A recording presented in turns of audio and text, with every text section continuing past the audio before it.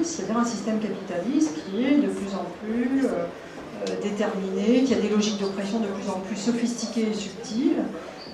Les dites musulmans et musulmanes n'échappent pas à ces logiques-là. Donc il serait sans doute temps de sortir évidemment d'une sorte de culturalisme réducteur pour aborder des points qui là sont véritablement déterminants dans la manière de dénouer ces formes d'oppression et comment est-ce qu'on peut dégager des perspectives d'émancipation.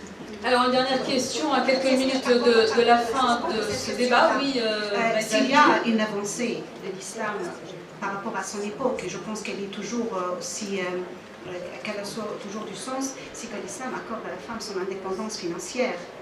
Et il reconnaît, et dès le début, la femme entrepreneur par excellence, c'est Khadija, l'épouse du prophète. Donc, et vous savez, si vous avez seulement une idée sur l'importance du portefeuille des femmes qui portent le niqab au HSBC, vous comprenez pourquoi cette banque leur a consacré tout un produit, et on leur demandait même pas, on leur a consacré dans plusieurs banques un special desk, un guichet pour elles, parce que comme femme entrepreneur, elles représentent quelque chose. Et d'ailleurs, les femmes musulmanes françaises, il y a beaucoup des chefs d'entreprise, il y a beaucoup des femmes qui ont des projets et qui font, même lorsque les familles sont touchées par le chômage, les premières à réagir sont les femmes. Même dans ce quartier, j'en connais beaucoup. Et ça vient aussi de cette capacité de résilience qu'elles ont, qui vient de leur foi et de leur religion. Peut-être la crise, elle peut me faire basculer, mais jamais elle peut me faire tomber. Et la première personne qui se relève dans les familles, et ça par expérience, surtout dans ces quartiers, ce sont les femmes. Alors, avant de mettre un point final à ce débat, une dernière question. Faut-il aller vers j'allais dire, un féminisme musulman plus subversif, plus offensif? Faut-il avoir d'autres héroïnes à l'image de Amina Wadoud? Alors, qui veut répondre à cette question? Khadija? Je pense qu'il faut permettre, enfin, en tout cas, on parle du cas français, il faut surtout permettre aux femmes françaises de culture musulmane de vivre normalement, comme des femmes françaises lambda.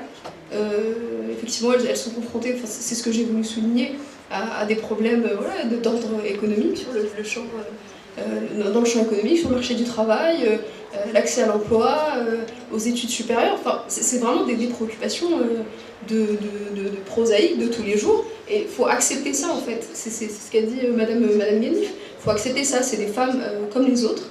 Et avant de parler effectivement de féminisme subversif, il faut d'abord qu'on les considère comme des femmes normales. Et c'est vraiment au-delà des préoccupations économiques, elles ont aussi des préoccupations très terre à terre, comme leur féminité, enfin entretenir leur féminité, leur beauté, leur façon de s'habiller. Elles sont aussi nunuches, quoi, enfin c'est des femmes. Non, enfin elles sont pas nunuches, elles sont féminines. Elles ont le droit de aussi. Exactement, enfin elles ont des préoccupations qui sont très, enfin qui sont même pas légères, qui font, enfin voilà, elles aiment s'habiller, etc.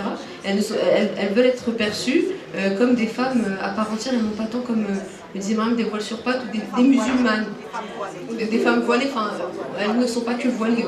Bérengère Lefranc, peut-être un avis. Après, on passera donc la parole à Pavline et à Maïsa Labidi. Non, mais j'entends toute la difficulté d'être effectivement aujourd'hui une femme musulmane déjà au sein de la communauté musulmane. Je pense qu'il est très compliqué aussi pour elle d'être une femme musulmane face aux non-musulmans français. Moi, j'ai rencontré beaucoup d'islamophobie vraiment dans ce vêtement-là. Et je trouve qu'on juge très vite les gens, donc effectivement c'est très ennuyeux. Pavline Aline? Les mots qu'on utilise, radical, subversive, c'est relatif. Ce qui est subversif pour moi ne l'est peut-être pas pour quelqu'un d'autre. Je pense que moi j'aurais utilisé un autre mot. Il s'agit plutôt d'accélérer un processus ou le laisser faire à son propre rythme. Des fois il faut peut-être être plus interventionniste et pousser un petit peu, et à d'autres moments il faut le laisser agir à son propre rythme. La religion islamique est dynamique, elle n'a jamais été statique.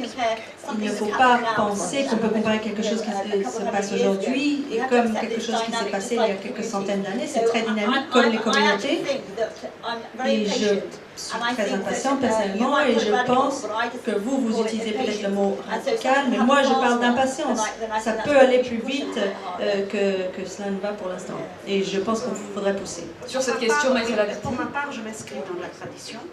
D'ailleurs, à travers mes écrits, à travers mon comportement, ça se voit. Mais je veux pousser de l'avant les droits de la femme dans cette tradition, donc je suis très patiente et je suis persévérante. Et je me compare comme femme à un olivier. L'olivier, il donne les fruits après une vingtaine d'années, mais il donne pour des années et des années. Donc je m'inscris dans cette tradition-là et il y a beaucoup de points de rencontre avec la lutte féministe, avec les revendications féministes. Ceci dit, j'aime quand je me présente par honnêteté et par respect aux féministes, je me dis je suis une femme musulmane qui se reconnaît parfois dans le féminisme, mais pour moi, le féminisme qui veut dire que l'homme est un antagoniste, non, c'est pas ma vision et c'est mon droit. Pour moi, l'homme est un partenaire. Parfois un partenaire qui est inconscient, un peu égaré, mais je préfère le tirer par la main et puis le rappeler que nous sommes partenaires au lieu de se bagarrer avec lui et de crier la guerre avec lui. Est-ce que les hommes sont en mesure de transcender justement, Nassera Ghanif, ce rapport de force? Toute la question est là. Oui, alors surtout qu'ils ne cherchent pas à le transcender, je pense que ça sera déjà une bonne décision. Mais je trouve que la notion d'égarement est très très heuristique, comme dirait Virginia. Ça, elle est très constructive. Pardon, non, mais si, mais c'est bien. Je ne veux pas dire égaré dans le sens religieux. Non, non, non. Qui s'égare de ses responsabilités, non pas dans le sens religieux. Oui, parce que en arabe, ça a un sens très très chargé, on va dire. Mais non, je pense que c'est le début effectivement de la quête d'une alternative possible. Dès lors qu'on est, d'ailleurs c'est pour ça que je ne parlerai pas d'un féminisme oriental, mais d'un féminisme désorienté. Et ça, c'est un féminisme qui cherche à savoir. Parce que le féminisme oriental, on finit toujours par buter sur l'orientalisme, et là on est fichu. Tant qu'à faire, autant éviter cette image qui nous hante et qui nous poursuit. Un féminisme désorienté, c'était là le mot de la fin. En cheminement. Mais qu'est-ce qui s'est passé avec Les notre femme? femmes ne veulent pas abandonner justement ce micro.